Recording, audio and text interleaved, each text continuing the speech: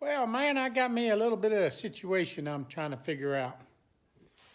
I got this Troy Bilt Horse 2 tiller that I just put a drive belt on, but she still won't move forward without me holding the handle down. The way it's supposed to work is you push the handle down,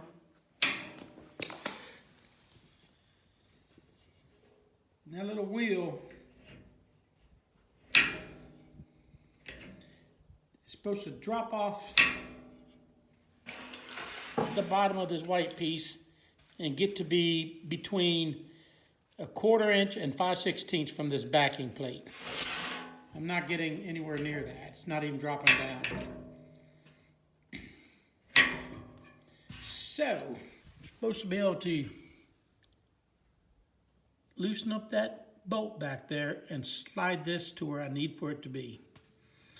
My second problem is my reverse doesn't work. If you pick up on the lever, the engine's supposed to drop down until that rubber-coated pulley on top mates with the surface of the pulley down below. I'm not getting that. It's not getting anywhere near there. As the engine drops down, I'm bottoming out on this adjusting bolt. Also, this spring is not working. It's hitting like a ton of bricks when it hits it. I believe it's froze up, so I'll have to free that up. I'll adjust this first, because they're two different things, and then I'll play with the reverse. I need to reach up in here at the 9/16 and bust this bolt loose. Wow, it's going pretty easy.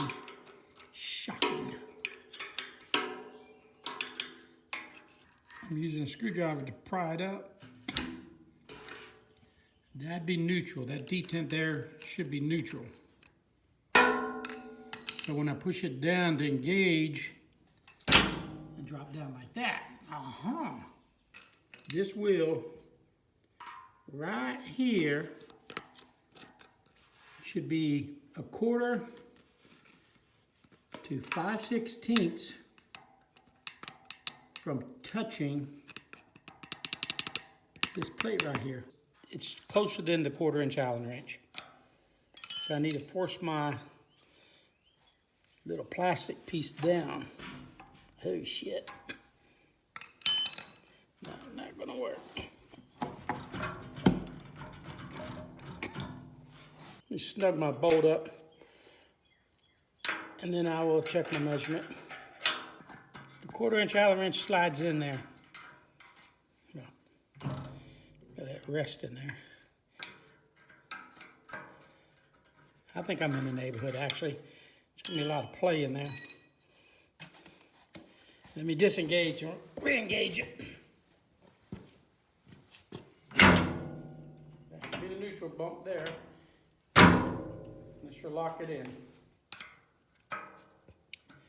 If I could stand to go down a hair, the tension on the belt feels pretty good, so I think I'm gonna leave it. After all, it's not rocket science. Now we're gonna mess with this plunger. When I go to neutral, plunger drops down on this, the cast iron, weldment's not the right word, but the cast iron bracket drops down on here. And I should be able to keep pulling it, and the spring should collapse as my pulley makes contact, my rubber pulley makes contact with the steel pulley. But it don't work, so let me play with it. I believe I need to move the battery and bracket out of the way. It'd be easier to work on. There's a bolt in back here that holds the negative cable to ground, and there are a bolt on each side for this bracket. So I'll work these 3 bolts out, and they take a 9/16 wrench. Okay, this is what I've got so far. I've taken the bolt out of here. Spring's loose. And even doing that, when I were to drop the engine down for the sheave to engage with the bottom pulley, it wouldn't engage, but now it does. The reason why is this tiller has sat for, I don't know how long. I bought it, I don't remember how much I paid for it, but the engine was locked up. The carburetor was packed full of leaves, and it was in pretty bad shape. I got the engine running, but the engine assembly with this cast iron mount are supposed to go up and down on these pins.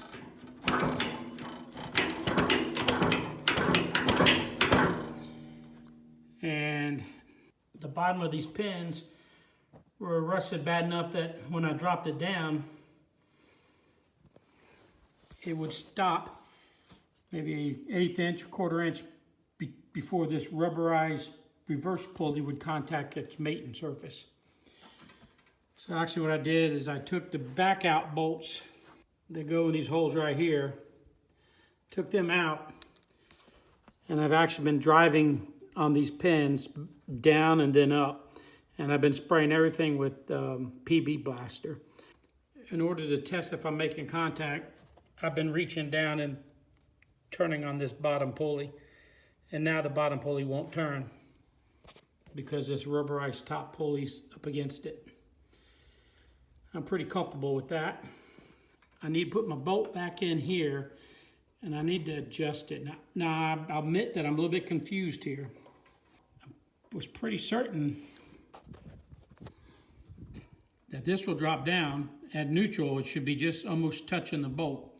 And neutral is when this cam is in this indentation. This cam here, the roller, is in this indentation. And then when I force it up further for reverse, this cast iron weldment would push against that bolt, and this spring I think is supposed to recoil while you're in reverse, and when you let off it, the spring pushes it out of reverse. So I'm a little bit confused on how that works. If this bolt's in here and it's hitting the bolt, and the bolt is screwed into this shaft in the middle, and this shaft is actually the backside here. There's a set screw that's supposed to hold the shaft in place. So I'm a little bit concerned if the shaft's rigid, that means the bolt's rigid. That means it's not going to go down any further. So I might investigate a little bit further and see if I can't figure out. Maybe that bolt, the jam bolt on the other side, maybe it runs in a groove or something and the shaft actually moves. But let me look at it a little bit further. Okay, perhaps I found my answer. I'm able to pull the shaft. I can't get all this out without forcing it. I don't feel like forcing it. I can't get all this out without forcing it. Spring wouldn't clear the shaft, etc. But when I pulled the shaft out, there's a pretty deep machined spot in the shaft. Hopefully you can see it.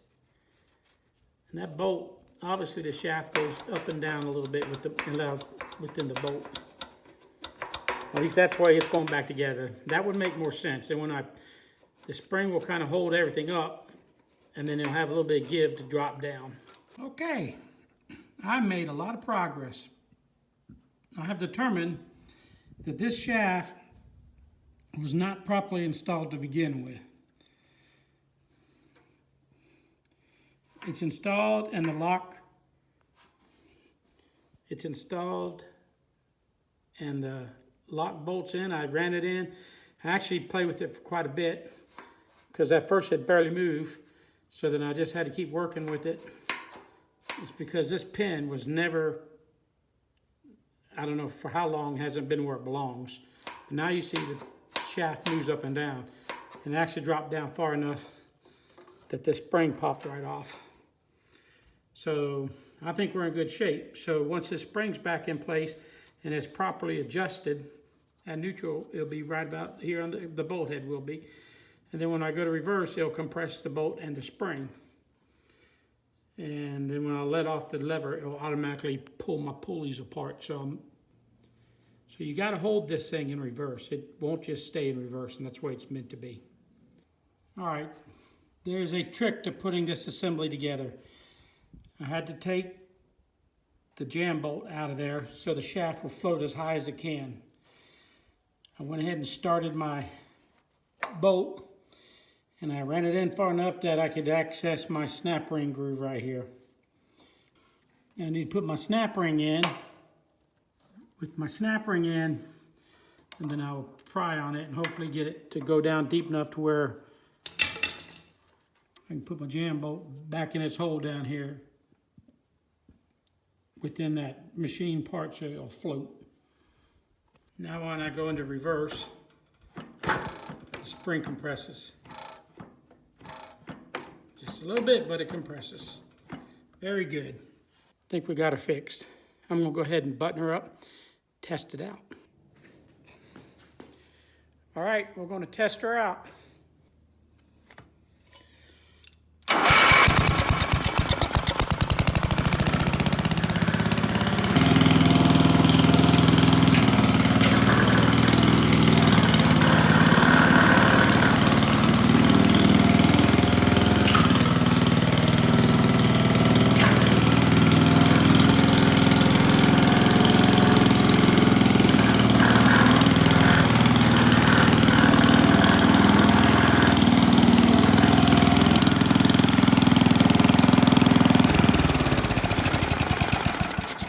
Yahoo!